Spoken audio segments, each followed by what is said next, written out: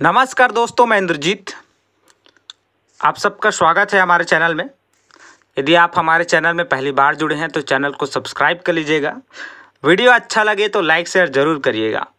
चलिए हम सामान्य जीके के आज क्वेश्चन करेंगे जो कि आपके एंट्रेंस एग्ज़ाम के लिए बहुत ज़्यादा इम्पोर्टेंट रहेंगे। सारे क्वेश्चन हमने अच्छे लिए हैं। चलिए स्क्रीन पर आपको दिखाया जा रहा है पहला क्वेश्चन। भारत की सबसे पुरानी पर्वत श्रृंखला कौन सी है? तो इसके आप ऑप्शन चेक करिएगा। ऑप्शन ए अरावली पर्वत, ऑप्शन बी हिमालय पर्वत, ऑप्शन सी गुरु शिखर पर्वत और ऑप्शन नंबर डी है मैकल पर्वत। तो देखिएगा, सबसे पुरानी पर्वत की जब भी बात होगी तो आपका राइट आंसर हो जाएगा ऑप्शन नंबर ए अरावली पर्वत। हम समझते हैं थोड़ा अरावली पर्वत के बारे में। तो इसका जो विस्तार है वो गुजरात से दिल्ली के राष्ट्रपति भवन तक है, अर्थात हम कह सकते हैं कि गुजरात से दिल्ली तक इनका विस्तार है और यह संसार की सबसे पुरानी पर्वत श्रृंखला है। इसकी सबसे ऊंची चोटी की अगर मैं बात करूं तो गुरु शिखर जो राजस्थान में है। ठीक है, फिर अपना ऑप्शन नंबर बी चेक करिएगा। ऑप्शन नंबर बी में दिया हुआ है आपका हिमालय। तो हिमालय के बारे में अपन देखते हैं। हिमालय पर्वत दुनिया का नवीनतम पर्वत श्रृंखला है। वहीं ऑप्शन नंबर डी में दिया है मैकल पर्वत। तो ये छत्तीसगढ़ में स्थित है, जो छत्तीसगढ़ व मध्य प्रदेश के बीच प्राकृतिक सीमा रेखा का निर्माण करती है, अर्थात एक प्रकार का बाउंड्री बोल सकते हैं। ठीक है, फिर नेक्स्ट क्वेश्चन देखिएगा। क्वेश्चन है, भूमि का प्रबंधन करना ऑप्शन ए आवश्यक है, ऑप्शन बी आवश्यक नहीं है, ऑप्शन सी कभी कभी आवश्यक है और ऑप्शन नंबर डी है इनमें से कोई नहीं। तो इसका राइट आंसर हो जाएगा ऑप्शन नंबर ए आवश्यक है। यदि आप भूमि का प्रबंधन नहीं करेंगे तो दिक्कत हो जाएगा, बहुत ज़रूरी चीज़ें हैं। ठीक है, तो ये तो सिंपल क्वेश्चन था। अगला है आपका, शिवालिक पहाड़ियाँ निम्न में से किसका हिस्सा है? देखिए, जितने भी मैंने अभी क्वेश्चन इस टेस्ट सीरीज में लिए हैं सारे क्वेश्चन इंपॉर्टेंट है। कुछ क्वेश्चन रिपीटेड क्वेश्चन है जो कि एंट्रेंस एग्जाम में पहले ही आए हैं। जैसे ये क्वेश्चन पहले ही आ चुका है, आपका फर्स्ट नंबर का भी क्वेश्चन आ चुका है। ठीक है, चलिए इसको समझते हैं अपन। शिवालिक पहाड़ियाँ निम्न में से किसका हिस्सा है? Option A Aravalli, option B आपका पश्चिमी घाट, option C Himalaya, option number D है सतपुड़ा। तो देखिए समझिएगा, इसमें इसका राइट आंसर हो जाएगा ऑप्शन नंबर सी हिमालय। अब पूरा मैं आपको डिटेल में समझा देता हूँ। देखिए, हिमालय पर्वत को 4 श्रेणियों में बांटा गया है, जिसमें पहला है आपका ट्रॉस हिमालय, ऑप्शन बी दूसरे नंबर का है आपका वृहद हिमालय और तीसरे नंबर में आपका आता है मध्य लघु हिमालय और चौथे नंबर में आपका शिवालिक हिमालय। ठीक है, तो ये 4 श्रेणियां हो गई। एक्चुअली क्या होता है, जो हिमालय पर्वत है ना, ये टोटल 2500 किलोमीटर लंबा है, जो कि कश्मीर से अरुणाचल प्रदेश तक फैला हुआ है। ठीक है, अब देखिए हमारे क्वेश्चन क्या पूछा था। हमको पूछा है शिवालिक पहाड़ियाँ निम्न में से किसका हिस्सा है। तभी हमने देखा कि हिमालय पर्वत के जो 4 श्रेणी में जिसको बांटा गया है हिमालय पर्वत को, उसमें लास्ट में आपने देखा होगा शिवालिक हिमालय। तो आपका राइट आंसर हो जाएगा ऑप्शन नंबर सी हिमालय, क्योंकि हिमालय से रिलेटेड है। इसमें देखिएगा ऑप्शन नंबर बी पश्चिमी घाट, तो आपको इमेज में दिखाया जाएगा, देखिएगा पश्चिमी घाट। तो राइट में जो है ये वाला आपका पूर्वी तट, अर्थात इसी को हम पूर्वी घाट बोलेंगे, और लेफ्ट वाला जो है वो पश्चिमी तट कहलाता है, अर्थात पश्चिमी घाट। ठीक है, तो आपको पश्चिमी घाट समझ आ गया होगा। चलिए अगला क्वेश्चन देखेंगे, ये भी अच्छा क्वेश्चन है हमारा। कृषि, डेयरी, मछली पकड़ने वानिकी उदाहरण है। तो इसका ऑप्शन है ऑप्शन ए तृतीय क्षेत्र, ऑप्शन बी माध्यमिक क्षेत्र, ऑप्शन सी प्राथमिक क्षेत्र, ऑप्शन नंबर डी है उपरोक्त में से कोई नहीं। तो इसका राइट आंसर हो जाएगा ऑप्शन नंबर सी प्राथमिक क्षेत्र। अब थोड़ा सा इसके बारे में जानिए। देखिए, जो आपका भारतीय अर्थव्यवस्था है ना, इसके 3 क्षेत्र होते हैं, प्राथमिक, द्वितीयक और तृतीयक क्षेत्र। तो प्राथमिक जो क्षेत्र होते हैं उसमें कृषि व कृषि से संबंध कार्य व खनन, है ना, ये सब इसमें प्राथमिकता से रहते हैं। वहीं यदि हम बात करें द्वितीयक क्षेत्र की तो इसमें उद्योग का निर्माण होगा। फिर तृतीयक क्षेत्र में आप देखिएगा तो सेवा क्षेत्र, ठीक है, जैसे आपका डॉक्टर है, वकील है, शिक्षक है आदि, ये सभी आपके तृतीयक क्षेत्र में आते हैं, है ना। तो देखिए बेटा क्वेश्चन क्या था, कृषि, डेयरी, मछली पकड़ने वाले और वानिकी का उदाहरण है।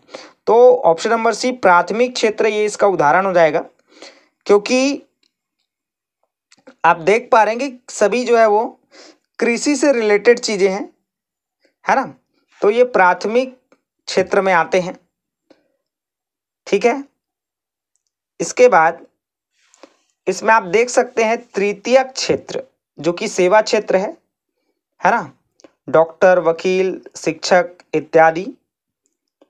और द्वितीयक क्षेत्र है आपका उद्योग निर्माण, ठीक है। मतलब जैसे मैं आलू उगाता हूँ तो प्राथमिक क्षेत्र में आ जाएगा क्योंकि कृषि के दायरे में आएगा वो।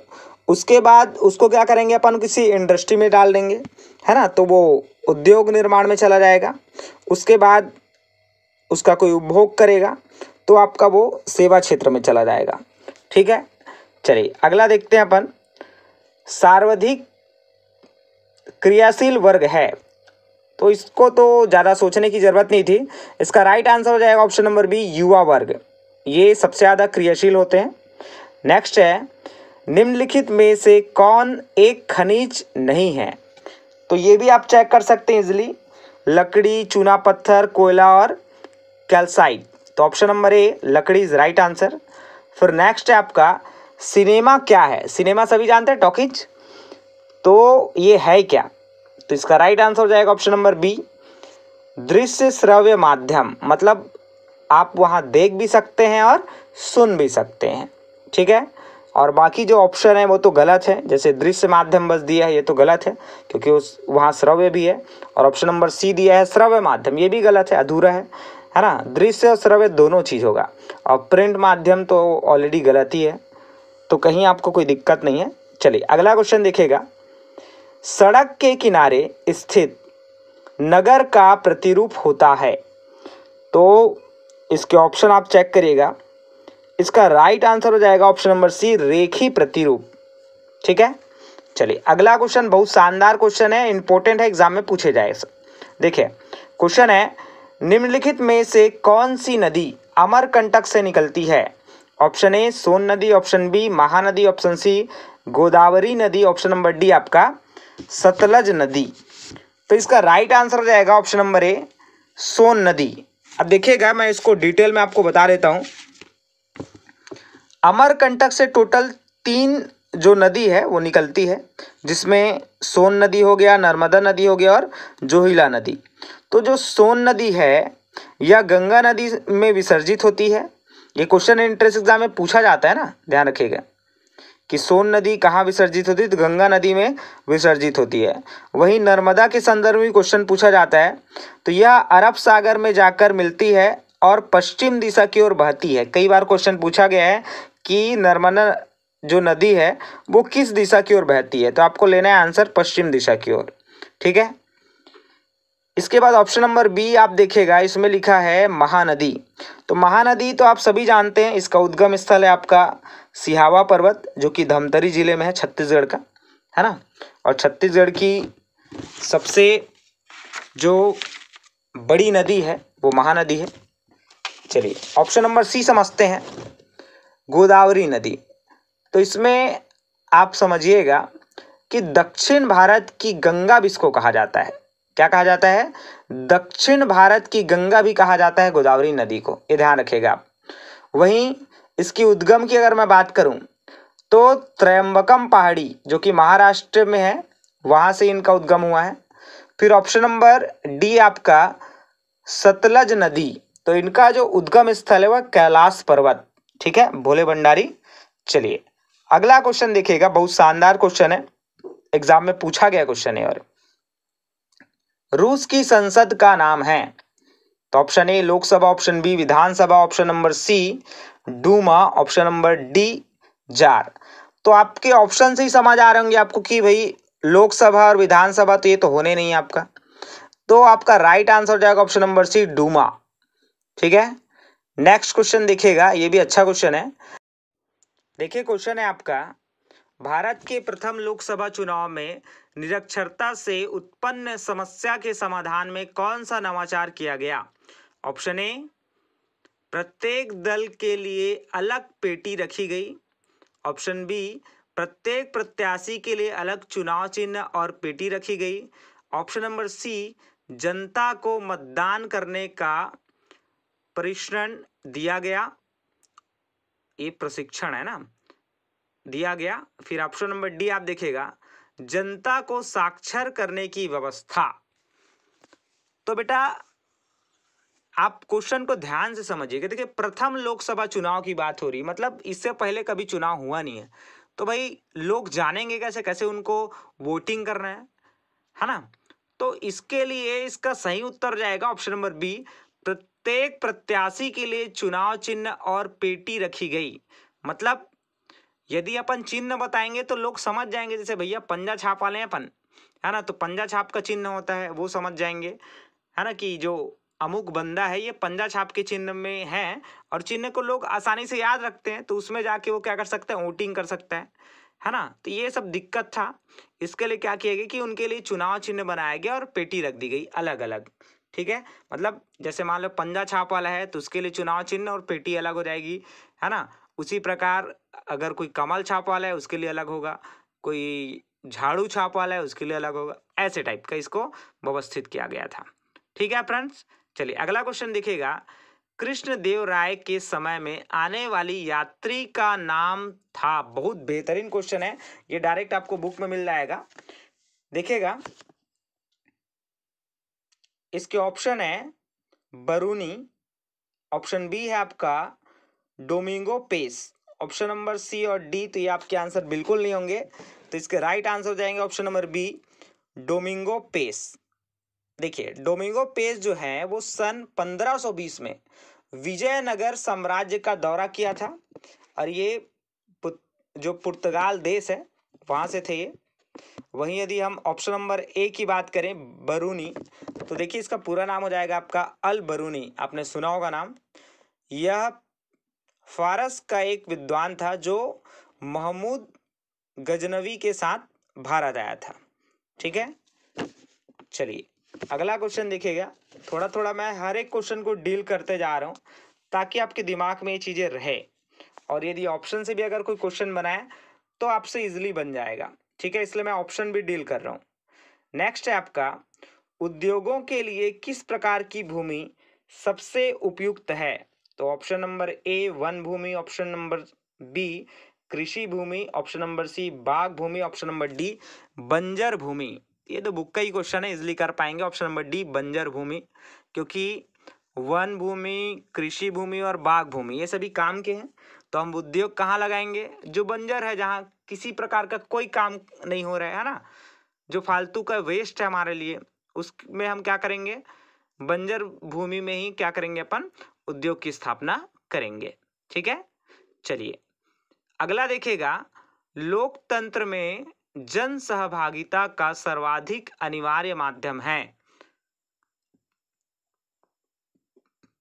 ऑप्शन चेक करिएगा, मतदान, ऑप्शन बी आंदोलन, ऑप्शन सी योजनाओं के क्रियान्वयन का निरीक्षण, और ऑप्शन नंबर डी है संचार माध्यम। तो देखिएगा लोकतंत्र में जन सहभागिता का सर्वाधिक अनिवार्य माध्यम है बोल रहे हैं, तो ऑप्शन नंबर ए मतदान। मतदान से ही अपन क्या करेंगे? अपने जन प्रतिनिधियों का चुनाव करते हैं। ठीक है, चलिए अगला क्वेश्चन बहुत शानदार क्वेश्चन है, एंट्रेंस एग्जाम में पूछा जाता है। ब्रह्म समाज के संस्थापक थे। Option A Swami Vivekananda, option B Raja Ram Mohan Roy, option C Ramakrishna Paramahansa, option number D है रविंद्रनाथ टैगोर। तो चलिए देखिए ऑप्शन से समझते हैं अपन। ऑप्शन ए आपका स्वामी विवेकानंद, तो रामकृष्ण परमहंस नाम सुने होंगे आप, है ना, जो कि इनके गुरु थे स्वामी विवेकानंद जी के। तो रामकृष्ण आश्रम की इन्होंने स्थापना की और इनके गुरु का नाम था रामकृष्ण परमहंस, ये ध्यान रखिएगा। फिर ऑप्शन नंबर बी जो कि हमारा सही आंसर होगा, ब्रह्म समाज के संस्थापक राजा राम मोहन राय। फिर ऑप्शन नंबर सी देखिएगा, मैंने आपको इसके बारे में भी बता दिया, रामकृष्ण परमहंस जो कि विवेकानंद जी के गुरु थे। फिर ऑप्शन नंबर डी है आपका रविंद्रनाथ टैगोर। तो रविंद्रनाथ टैगोर आप सभी जानते हैं, राष्ट्रगण जनगण मन के रचयिता हैं और शांति निकेतन के संस्थापक भी हैं। यदि ऐसे क्वेश्चन आएंगे तो आप इजीली बना पाएंगे। क्लियर? चलिए नेक्स्ट क्वेश्चन देखिएगा, लंदन किस नदी के किनारे स्थित है? कई लोगों को लंदन ही नहीं मालूम होगा। लंदन भैया इंग्लैंड की राजधानी है, ठीक है। चलिए, इंग्लैंड ब्रिटेन जानते हैं ना, अंग्रेज जो हमको गुलाम कर लिए थे, उन्हीं की बात कर रहे हैं हम। तो लंदन किस नदी के किनारे स्थित है? ऑप्शन नंबर ए थेम्स नदी। ये डायरेक्ट याद रखने वाला क्वेश्चन है, इसमें ज़्यादा समझाने की कोई चीज़ है ही नहीं है। अगला देखिएगा, भारत सरकार का केंद्रीय बैंक है और ये सभी जानते होंगे, ऑप्शन नंबर डी भारतीय रिजर्व बैंक, आरबीआई जिसको हम बोलते हैं, रिजर्व बैंक ऑफ इंडिया, ठीक है। देखिएगा इसमें ऑप्शन में आप फंस सकते हैं, क्योंकि देखिए भारतीय भारतीय करके दो ऑप्शन में और है, भारतीय स्टेट बैंक, भारतीय सेंट्रल बैंक, तो ये आपके आंसर नहीं होंगे, ध्यान रखिएगा, है ना। आपका आरबीआई है, रिजर्व बैंक ऑफ इंडिया, ठीक है। भारतीय रिजर्व बैंक जिसको हम बोल रहे हैं, भारत सरकार के केंद्रीय बैंक है ना। राज्य सहकारी बैंक तो होगा ही नहीं, वो तो राज्य का बोल रहे हैं, है ना। यहाँ केंद्र की बात हो रही, सेंट्रल की, ठीक है। चलिए अगला देखिएगा, भारत में राज्य अपने शक्ति प्राप्त करते हैं। ऑप्शन ए लोगों से, ऑप्शन बी संविधान, ऑप्शन सी राज्य विधानसभा, ऑप्शन नंबर डी है संसद।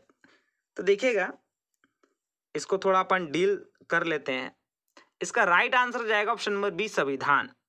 संविधान में शक्तियों का बंटवारा किया गया है, जिसके माध्यम से केंद्र सरकार, राज्य सरकार व स्थानीय स्वशासन इकाइयों को अलग अलग प्रकार की शक्तियां प्राप्त है। क्लियर?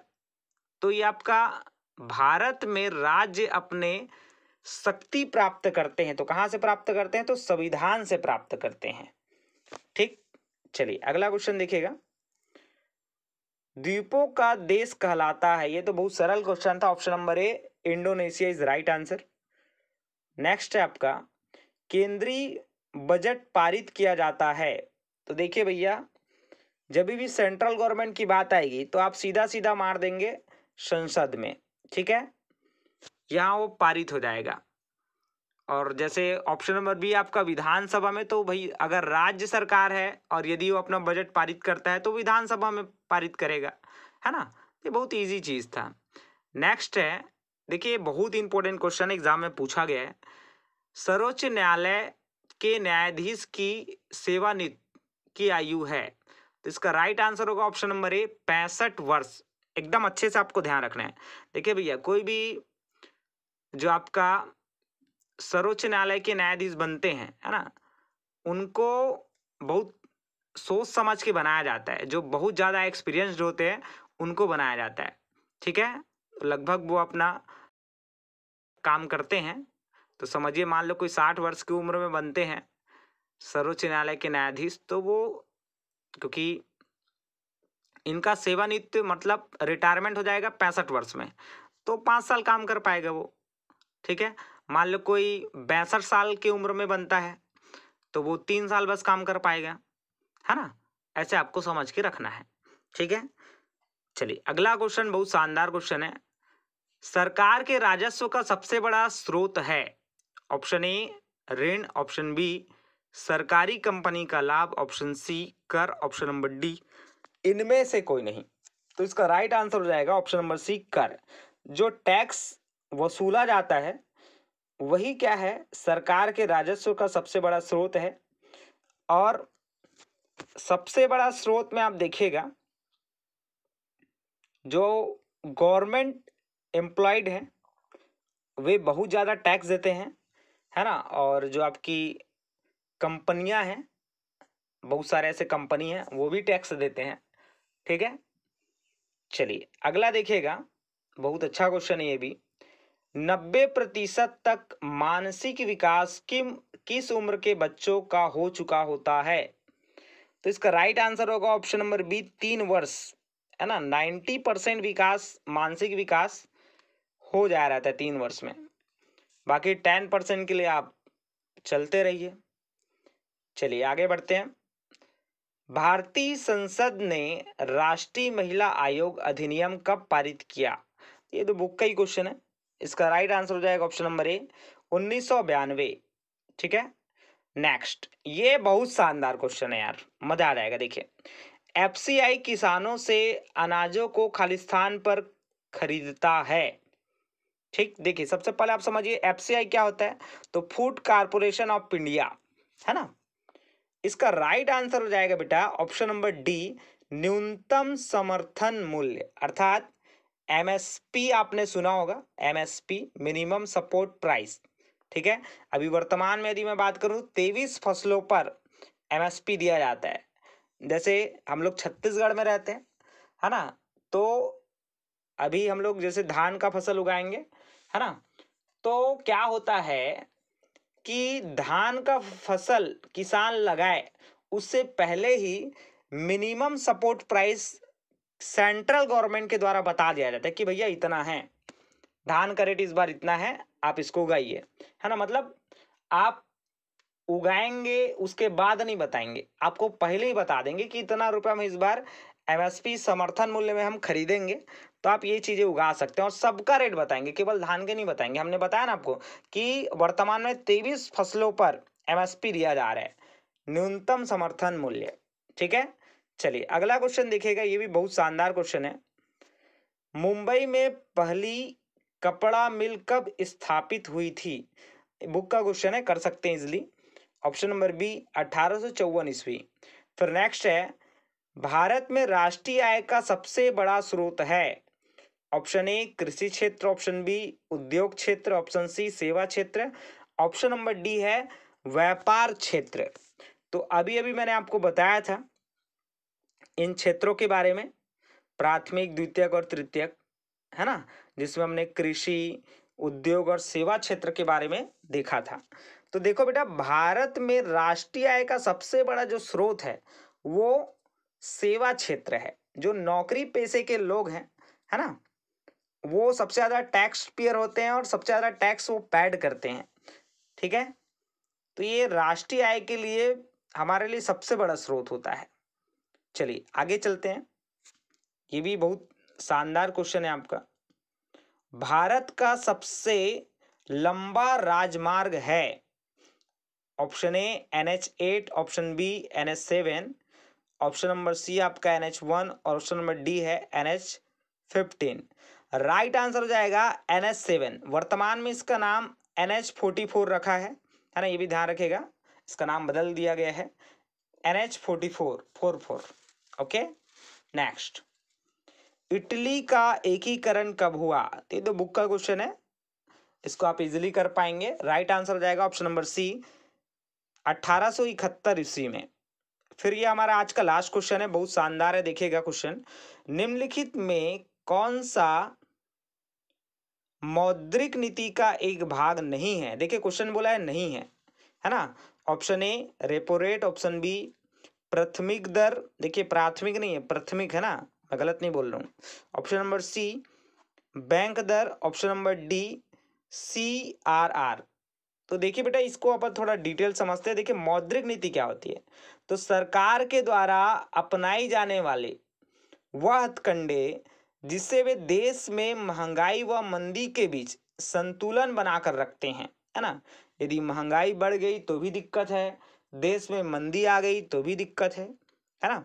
तो ऑप्शन नंबर बी प्राथमिक दर इसका राइट आंसर होगा, जो कि हमारा क्वेश्चन है मौद्रिक नीति का एक भाग नहीं है बोला है, तो आपका प्राथमिक दर इज राइट आंसर, क्योंकि रेपो रेट, बैंक दर और CRR ये सभी मौद्रिक नीति के भाग हैं, है ना।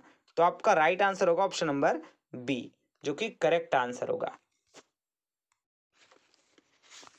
इस क्वेश्चन का आंसर आप मुझे कमेंट्स करके देंगे। छत्तीसगढ़ का सामान्य ज्ञान का क्वेश्चन नहीं है। देश में पहली बार गोबर के बने ब्रीफकेस जिसमें विधानसभा में छत्तीसगढ़ का बजट लाया गया, उसमें संस्कृत में क्या लिखा था? ऑप्शन ए गोयम वस्ते लक्ष्मी, ऑप्शन बी लक्ष्मी वस्ते गोयम, ऑप्शन सी वस्ते गोयम लक्ष्मी, ऑप्शन नंबर डी है गोयम वस्ते लक्ष्मीना। ठीक है, तो इसका आंसर आप मुझे कमेंट्स में देंगे।